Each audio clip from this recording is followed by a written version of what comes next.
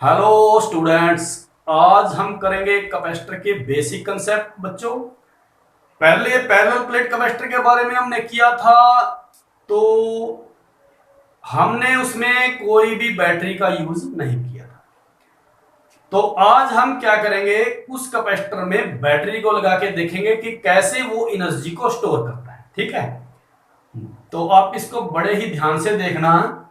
देखिए, कैपेसिटर, अगर हम पैरेलल प्लेट कैपेसिटर लेते हैं, पैरेलल का मतलब क्या होता है बच्चों, उसमें दो प्लेटें होती हैं और दोनों की दोनों प्लेटें क्या होती है, कंडक्टिंग प्लेट होती है। ठीक है, कौन सी प्लेट होती है, कंडक्टिंग प्लेट।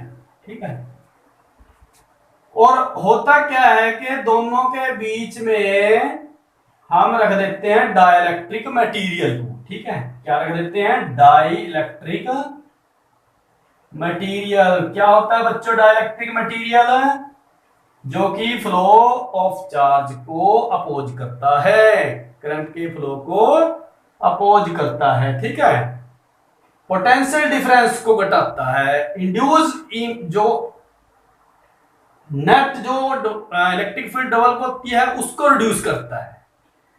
ये डाइलेक्ट्रिक क्यों रखते हैं हम, क्योंकि डाइलेक्ट्रिक रखने से इस कैपेसिटर की कैपेसिटेंस बढ़ जाती है। ठीक है, ये पहले हमने कर लिया है बच्चों। देखिए, सबसे पहले हम क्या करते हैं, अगर बैटरी के साथ हम जोड़ते हैं तो उससे पहले होता क्या है, ये कंडक्टिंग प्लेट है, ये भी कंडक्टिंग प्लेट है, तो इसमें equal amount of negative charge और equal amount of positive charge होते हैं। मतलब कि हमारी जो प्लेट होती है वो कंडक्टर होती है और न्यूट्रल होती है। न्यूट्रल समझते हो, न्यूट्रल का मतलब क्या होता है, जितने नंबर ऑफ इलेक्ट्रॉन उतने नंबर ऑफ पॉजिटिव चार्ज। ठीक है, ऐसे ही ये होती है।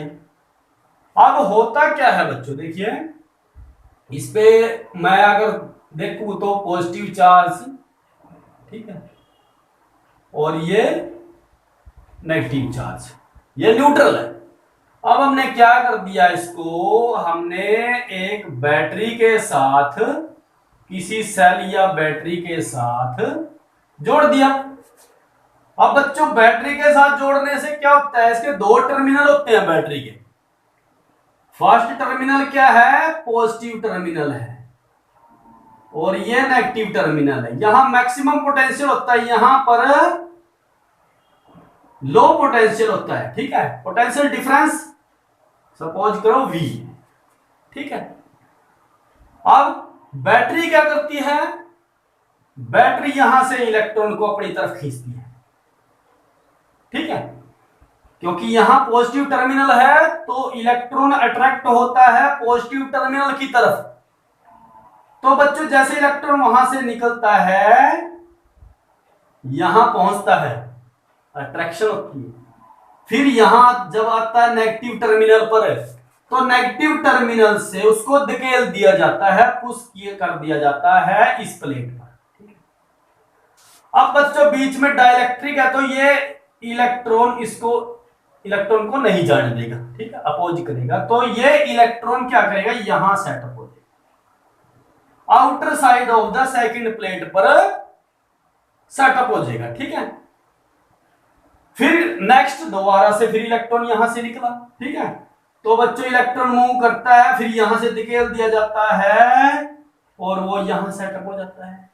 तो ऐसे करते करते बच्चों सभी के सभी इलेक्ट्रॉन है जो वो यहां सेटअप हो जाता है, और तब हम कहते हैं कि इस पर पॉजिटिव पोटेंशियल आ जाता है और इस पर नेगेटिव पोटेंशियल आ जाता है। मतलब इस पर हाई पोटेंशियल और इस पर लो पोटेंशियल आ जाता है।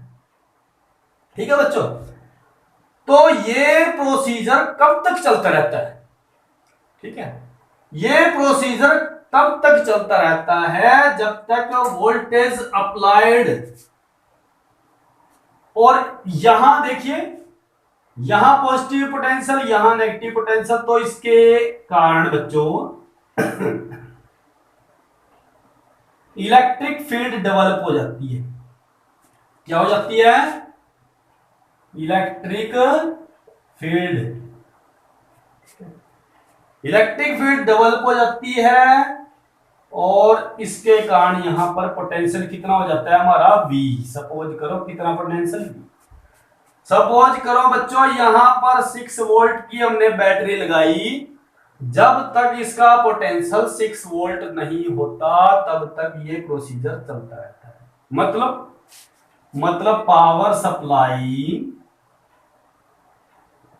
Supply is equal to developed potential difference.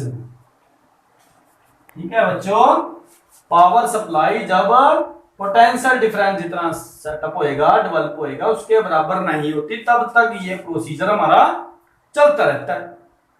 ठीक है, नेक्स्ट क्या होता है बच्चों, अब यहां पर पोटेंशियल हमारा V है, इलेक्ट्रिक फील्ड E है, तो E इज इक्वल टू, और इसके बीच का डिस्टेंस कितना है बच्चों D है, तो E is equal to V by D।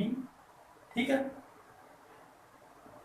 और V is equal to ED, ये रिलेशन हमने पहले भी पढ़ी है। ठीक है, अब डिस्टेंस का मतलब यहां देखिए बच्चों, अगर डिस्टेंस कम होता है तो पोटेंशियल ये इलेक्ट्रिक फील्ड ज्यादा होती है, इलेक्ट्रिक फील्ड स्ट्रांग होगी। ठीक है, अगर इलेक्ट्रिक फील्ड स्ट्रांग होगी तो कैपेसिटेंस क्या होती है बच्चों, कैपेसिटेंस हमारे पास क्या फार्मूला है इसका, Q बाई V, ये हमने कर लिया पहले। ठीक है, ठीक है, अब V पोटेंशियल कम होगा, V पोटेंशियल अगर कम होगा तो कैपेसिटेंस बढ़ेगी, और इस पोटेंशियल को हम कैसे कम करेंगे बच्चों, ये बीच में हमने क्या रखा है, डाइलेक्ट्रिक मटेरियल। ठीक है, दोबारा से देखो, डाइलेक्ट्रिक मटेरियल रखा है, डाइलेक्ट्रिक मटेरियल क्या करता है, इंड्यूस EMF, जो इलेक्ट्रिक फील्ड इंड्यूस होती है उसको कम करता है।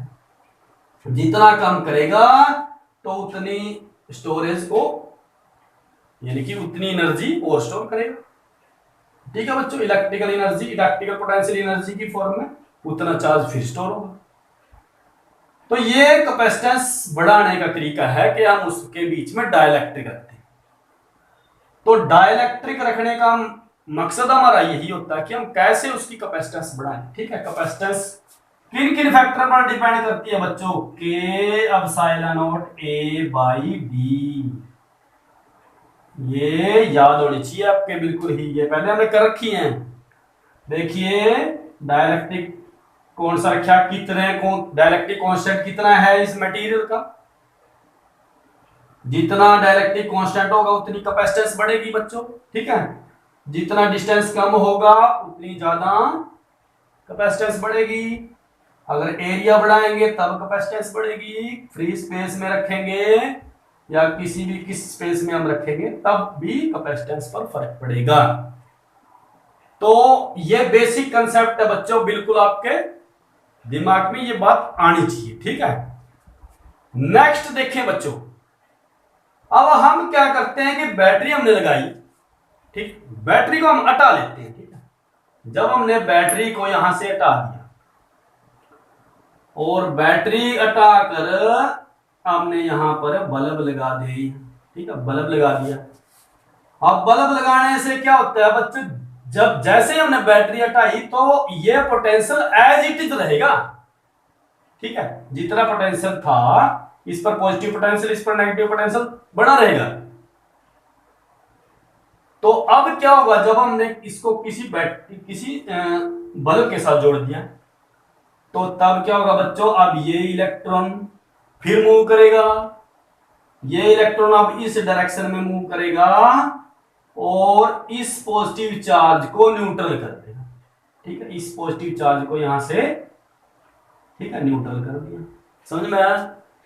फिर ये इलेक्ट्रॉन जाएगा, मूव करेगा और इसको न्यूट्रल करेगा, ये जाएगा और इसको न्यूट्रल करेगा, ये जाएगा इसको न्यूट्रल करेगा।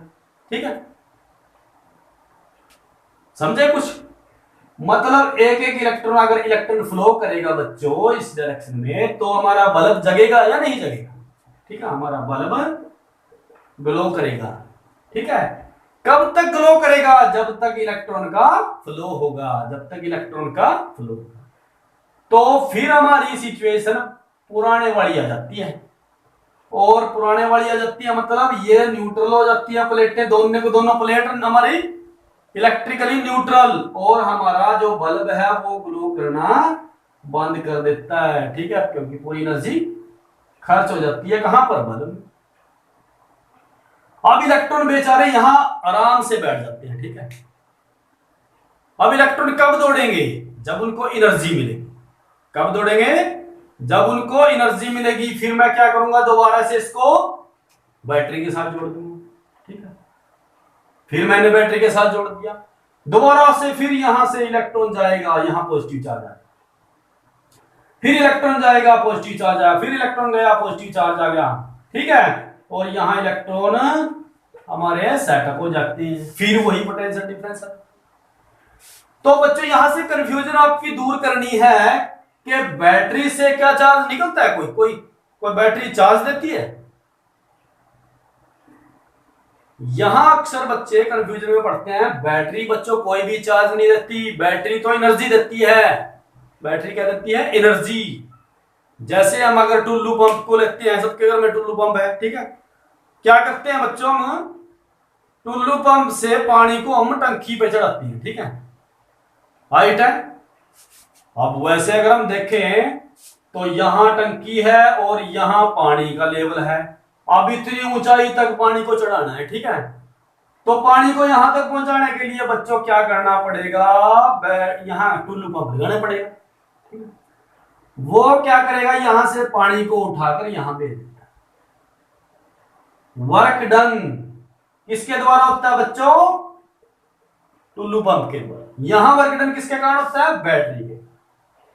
जितना वर्क डन होता है बच्चों, उसी के कारण ही यहां पर पोटेंशियल डिफरेंस सेटअप होता है। एनर्जी स्टोर होती है किसमें, कैपेसिटर में। तो ये मतलब जो टुल्लू पंप है ना बच्चों, ये ही हमारी बैटरी, सेम एज एनालॉग है दूसरे, ठीक है। ऐसे मतलब कि हमारा जो कैपेसिटर है वो काम करता है, यानी कि एनर्जी को स्टोर करता है। ये बिल्कुल आप, ये जो आज की कहानी है बिल्कुल आपके समझ में आ जानी चाहिए बच्चों, ठीक है। तो उसके बाद बच्चों हम करेंगे कि कैसे हम इसकी कॉम्बिनेशन को देखेंगे, कैपेसिटर को हम कैसे जोड़ें कि उसकी कैपेसिटेंस बढ़ जाए, और कैसे जोड़े कैपेसिटेंस घट जाए, किन किन केस में कैपेसिटेंस बढ़ेगी, किन किन केस में कैपेसिटेंस घटेगी। वैसे इन फैक्टर पर तो डिपेंड करती है। तो हम कॉम्बिनेशन ऑफ कैपेसिटर देखेंगे बच्चों अभी, ठीक है। नेक्स्ट देखिए बच्चों, कॉम्बिनेशन करनी है। सबसे पहले हम कॉम्बिनेशन करते हैं सीरीज कॉम्बिनेशन। तो सीरीज में क्या होता है बच्चों, एक ही लाइन में आपने सभी कैपेसिटर को जोड़ देना है, ठीक है। और ये हमारा पॉइंट और ये पॉइंट, इनको हम जोड़ देंगे बैटरी या सेल से। जब हमने बैटरी या सेल से जोड़ दिया, सपोज करो 6 वोल्ट की हमारी बैटरी है या सेल है, तो इसके अक्रॉस कितना पोटेंशियल होगा बच्चों, 6 वोल्ट, और यहां पर कितना होगा, 0, क्योंकि यहां 6 है और यहां 0। Maximum potential, low potential, charge transfer from high potential to low potential, ठीक है। तो ये पॉजिटिव टर्मिनल है, तो बच्चों इस प्लेट पर क्या आएगा, पॉजिटिव चार्ज, और इस प्लेट पर क्या आएगा, negative charge due to induction, ठीक है। ये आपको बताने की जरूरत नहीं है, ये हम पहले ही पढ़ चुके हैं। तो उसके बाद देखो बच्चों, नेक्स्ट आगे चलते हैं। ये जो प्लेट है वो हमने किसके साथ जोड़ दी, दूसरा जो कैपेसिटर है उसकी फर्स्ट प्लेट के साथ। तो ये हमारा जो सिस्टम है बच्चों, ये वाला, इसको हम बोलते हैं आइसोलेटेड सिस्टम, ठीक है। ये दोनों जुड़े हुए हैं एक दूसरे के साथ, बिल्कुल अलग, ठीक है, और कंडक्टर हैं। तो इसका मतलब क्या है कि जितना नंबर ऑफ इलेक्ट्रॉन यहां होंगे उतने नंबर ऑफ पॉजिटिव चार्ज होते हैं, ठीक है। तो जितने इलेक्ट्रॉन बच्चे यहां हैं तो उतने पॉजिटिव चार्ज दूसरी तरफ, यानी कि जो सेकंड कैपेसिटर है उसकी फर्स्ट प्लेट पर अपीयर होगा, ठीक है। फिर नेक्स्ट वही प्रोसीजर है जो हम करते आए हैं, ठीक है। फिर आगे फिर आइसोलेटेड सिस्टम है, तो यहां पर पॉजिटिव चार्ज है। फिर आगे नेगेटिव चार्ज है, और नेगेटिव चार्ज किसके साथ जुड़ गया बच्चों, negative terminal of the cell से। ठीक है, तो अब स्टार्टिंग करते हैं। देखिए ये कैपेसिटर है, इसकी कैपेसिटेंस C1 है बच्चों, इसकी कैपेसिटेंस C2 है और इसकी कैपेसिटेंस C3 है। ठीक है, तो टोटल कैपेसिटेंस हमारी अगर हम C लेते हैं वो किसके इक्वल होती है बच्चों, C equal to Q by V। ठीक है, और CS क्या होगा, अगर हम इक्विवेलेंट लेते हैं, इक्विवेलेंट, ठीक है, कैपेसिटेंस वो क्या होगी, CE होगी हमारी। ठीक है, तो बच्चों पहले हम देखिए यहां से पोटेंशियल अगर हम देते हैं, पोटेंशियल देखिए इसके इन पॉइंट के अक्रॉस, अगर यहां देखें हम पोटेंशियल, तो यहां पोटेंशियल बराबर है, जितना यहां पोटेंशियल है उतना इन दो पॉइंट के बराबर पोटेंशियल है। ठीक है, बट यहां अगर इनको देखें तो बच्चों यहां पोटेंशियल हमारा अलग हो जाता है, इसके बाद यहां पोटेंशियल इसके अक्रॉस अलग हो जाता है और इसके अक्रॉस अलग हो जाता है, तो पोटेंशियल क्या हो जाता है बच्चों, यहां पर डिस्ट्रीब्यूट हो जाता है। पोटेंशियल क्या हो जाता है, डिस्ट्रीब्यूट, पहला पॉइंट है बच्चों। ठीक है, और पोटेंशियल डिस्ट्रीब्यूट होता है तो V किसके इक्वल होगा, V1 plus V2 plus V3, जो कि बच्चों हमारी फर्स्ट इक्वेशन है। ठीक है, उसके बाद हम चार्ज को देखते हैं। देखिए यहां पर चार्ज प्लस क्यू है, यहां नेगेटिव चार्ज है, ऐसे ही मतलब सभी कैपेसिटर के पास है, तो सेम चार्ज फ्लो होगा बच्चों। ठीक है, सीरीज में सेम चार्ज फ्लो होगा, तो यहां क्यू है, यहां भी क्यू, यहां भी क्यू है। ठीक है, तो यहां भी क्यू और यहां भी Q charge, same charge flow, same charge Q flow for all capacitor. ठीक है, इन सीरीज कॉम्बिनेशन, इसमें बच्चों सीरीज कॉम्बिनेशन। तो अब हम देखिए यहां से V की वैल्यू निकाल लेते हैं, ये हमें पता है ऑलरेडी। ठीक है, तो V की वैल्यू अगर हम निकालते हैं बच्चे, यहां Q बाई क्या आ जाएगा, C आ जाएगा। अगर हम देखें तो V1 इसके अक्रॉस पोटेंशियल कितना होगा, तो इसके अक्रॉस पोटेंशियल अगर हम निकालें तो यहां V1 कितना हो जाएगा हमारा Q, क्योंकि सेम चार्ज है, तो इसके अक्रॉस चार्ज कितना है Q, इसके अक्रॉस कैपेसिटेंस कितनी है, C1 है। ठीक है बच्चों, V2 कितना आ जाएगा, Q बाई C2, और सिमिलरली बच्चों V3 कितना आ जाएगा, Q बाई C3। तो अगर हम इस इक्वेशन में रखते हैं तो हमारा जितना पोटेंशियल डिस्ट्रीब्यूट होता है बच्चों, तो V हमारे पास क्या आ जाएगा, कितना आ जाएगा, Q by C1 plus Q by C2 plus Q over C3। और अगर बच्चों हम देखिए यहां पर इक्विवेलेंट, ठीक है, कैपेसिटेंस निकालते हैं। ठीक है, इक्विवेलेंट कैपेसिटेंस, तो तब बच्चों V हमारा कितना आ जाएगा, तो यहां हम CE ले लेंगे, तो तब हमारा ये, तो इस V की जगह पे मैं क्या लूंगा, Q बाई CE। CE बच्चों क्या है, इक्विवेलेंट।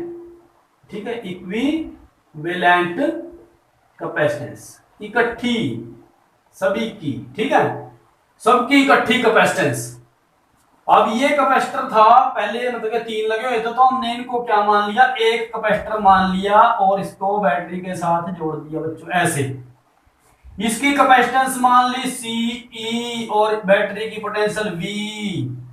ठीक है बच्चों, तो तब हमारे पास V कितना आ जाएगा, और चार्ज कितना बच्चों, Q, तो V हमारे पास क्या आ गया बच्चों, Q बाई CE। ठीक है, इक्विवेलेंट कैपेसिटेंस अगर निकाल लिए तो यहां से हम Q over CE is equal to, Q को हम कॉमन ले लेंगे और 1 over C1 plus 1 over C2 plus 1 over C3, Q से Q कैंसिल हो गया बच्चों, CE is equal to 1 over C1 plus 1 over C2 plus 1 over C3। तो ऐसे हम बच्चों इसकी सीरीज कॉम्बिनेशन में कैपेसिटेंस निकाल सकते हैं। इक्विवेलेंट कैपेसिटेंस कैसे निकालेंगे, सभी को हम क्या कर देंगे, डिवाइड कर देंगे 1 से और कैपेसिटेंस निकाल लेंगे।